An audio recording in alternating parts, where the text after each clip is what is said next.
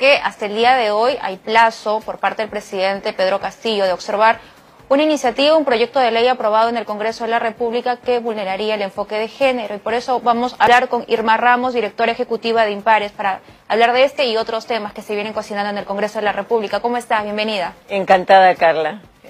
Ya vimos... Muchas gracias por la invitación. No, gracias a usted por estar acá. A los oyentes de TV Perú. Sobre todo es un tema importante, ¿no? Porque se había avanzado mucho en el enfoque de género y hay versiones incluso que estaban minando acerca de la importancia de avanzar en este aspecto, señalándolo como ideología de género, ¿no? Mal llamado ideología de género. Ahora hay un plazo, hasta el día de hoy. Tiene el presidente Pedro Castillo para observar este proyecto. Esperamos, Carlita, que lo observe. Si no lo hace, ¿cuál sería el riesgo?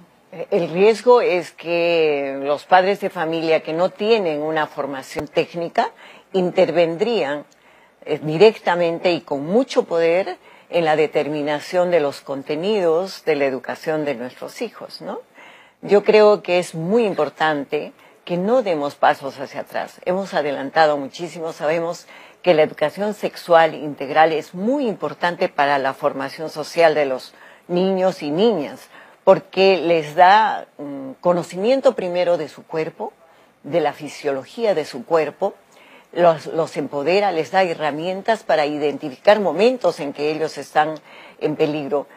Fíjate que el año pasado, en el 21, hemos tenido más de 7.000 violaciones.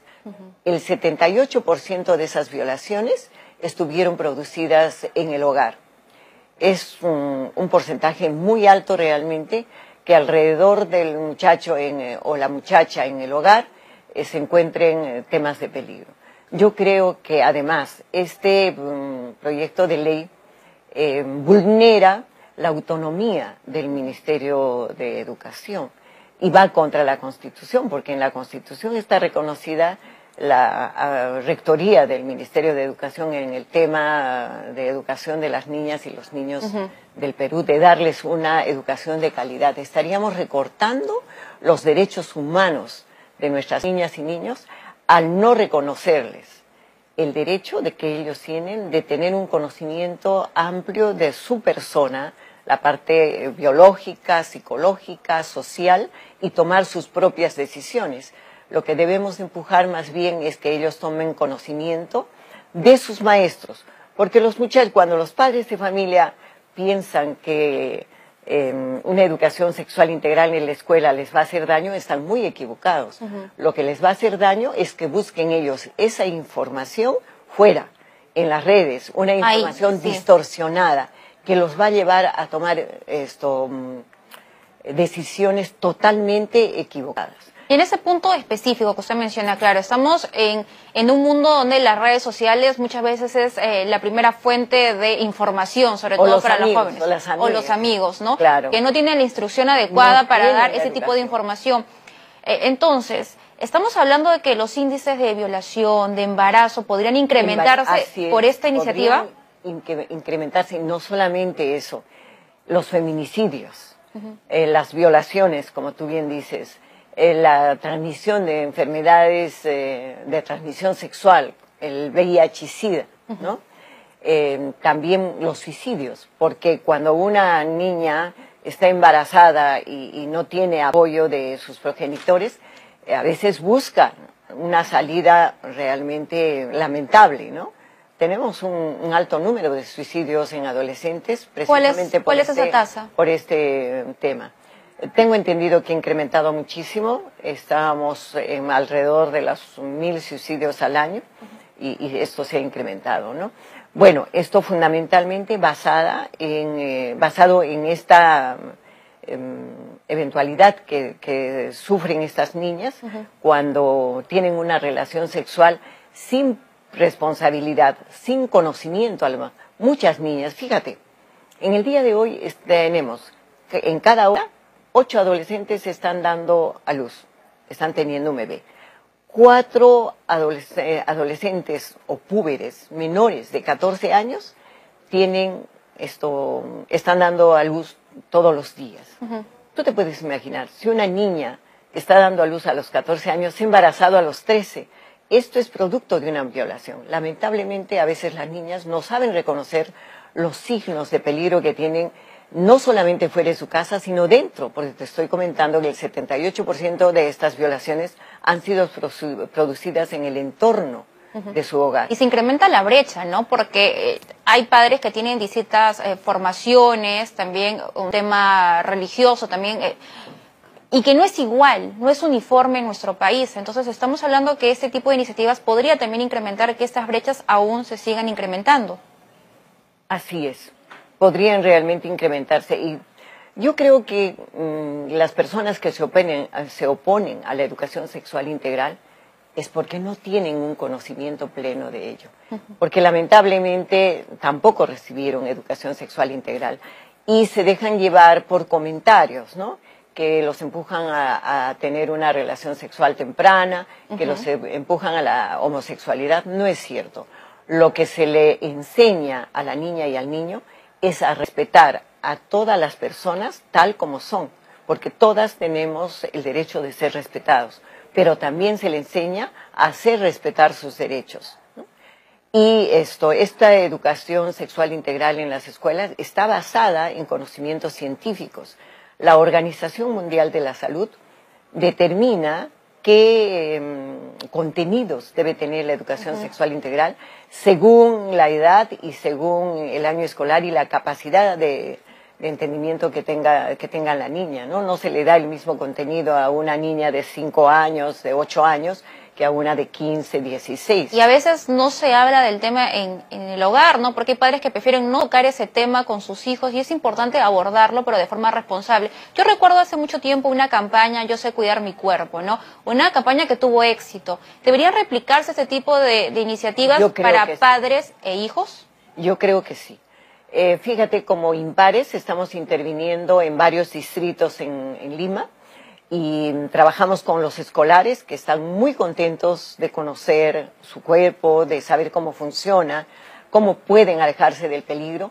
También trabajamos con los maestros que están en total acuerdo. Acabamos de lanzar la primera red de maestros con 80 maestros que están de acuerdo con la ESI y que van a proteger la educación sexual integral, ¿no?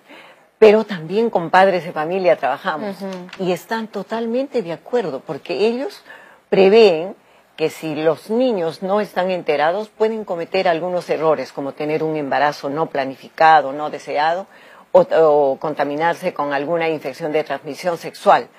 Y esto puede quebrar realmente su proyecto de vida, puede interferir con esto. ¿Y a qué padre le gustaría que su niño que estaba soñando con ser un ingeniero, un maestro o alguna otra profesión, ve interrumpida su proyecto de vida por un embarazo o por una infección que no había planificado, ¿no? Entonces los padres de familia con los cuales estamos trabajando están totalmente de acuerdo con que los niños reciban educación sexual integral. Consideran y comprenden que es un derecho que tienen los niños y las niñas como cualquier otra persona a una educación de calidad, una educación integral y recibir la información de quienes están capacitados para hacerlo, de quienes se han formado para hacerlo, ¿no? Los padres de familia participan en la educación de sus hijos y lo hacen. Por ejemplo, las APAFAS son un medio y por supuesto siempre tiene que estar abierto un canal para recibir las observaciones, las inquietudes de los padres de familia. Es un derecho que no se les niega, por supuesto, y que es muy plausible que un padre se interese en la educación de calidad de los hijos. Pero que creo que tenemos que dejar las cosas a la gente que sabe hacerlo, así como para matemáticas. No se lo vamos a enseñar en el hogar porque seguramente en la escuela existe alguien que tiene la metodología para enseñarla bien, ¿no? Y tiene la profundidad para hacerlo.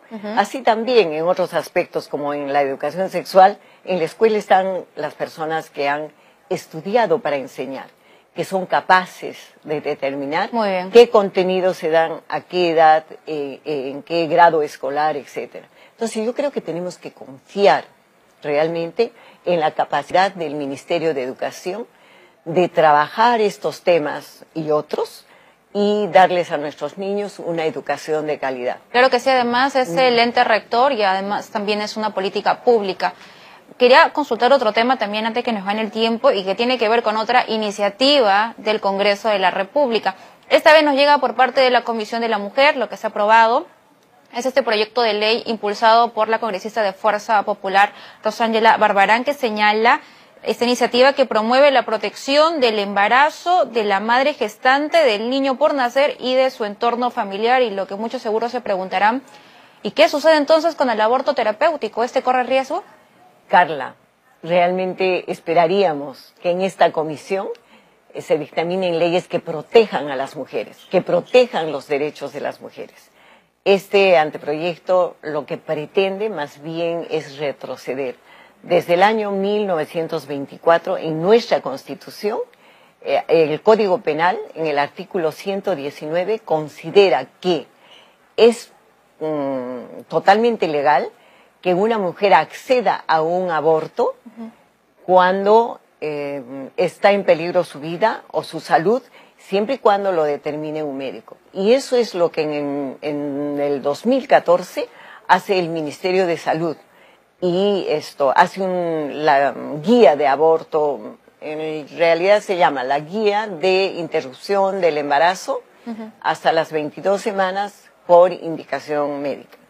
Y esta es la guía de aborto terapéutico. Cuando la mujer está en peligro, ¿no? Cuando está en peligro su salud, cuando está en peligro su vida, ella tiene que tener el derecho de interrumpir un embarazo. No puede ser que un feto tenga mayor derecho que una mujer, que además seguramente es madre de familia. Entonces, este proyecto, a su juicio, prioriza los derechos del feto en vez de la vida y los derechos de la madre. Yo creo que lo que tendríamos que estar discutiendo en este momento realmente son los derechos de las niñas, los derechos de las adolescentes, de las mujeres a una interrupción, cuando este embarazo pone en peligro su vida. Imagínate, te estoy comentando que diario estamos viendo partos de niñas de menores de 14 años, ¿no? 4 diarias, 5 diarias. Entonces, estas niñas han sido violadas. No es posible que realmente una niña de 13 años sea obligada a llevar un embarazo, la generalidad de veces, por una violación. Un embarazo que ella no sabía. En el momento en que estaba siendo violada, ella no sabía, ni estaba deseando un hijo. No es posible que se le obligue. Y en muchos casos la vida de la mujer corre peligro. Imagínate, por ejemplo, una tuberculosis muy avanzada, ¿no? O un cáncer. Muchas veces esto pone en peligro a la mujer. ¿Cómo es posible que podríamos darle mayor prioridad al feto? Además, este anteproyecto es absurdo porque promueve que la mujer lleve la gestación, así el feto no sea viable. Hay determinadas situaciones biológicas. Embarazos riesgosos. Así es, en que el feto no va a vivir. Embarazos ectópicos también. También. ¿Qué sucede en ese caso? Bueno, en ese caso el aborto está de toda manera determinado por indicación médica. En eso no hay una discusión.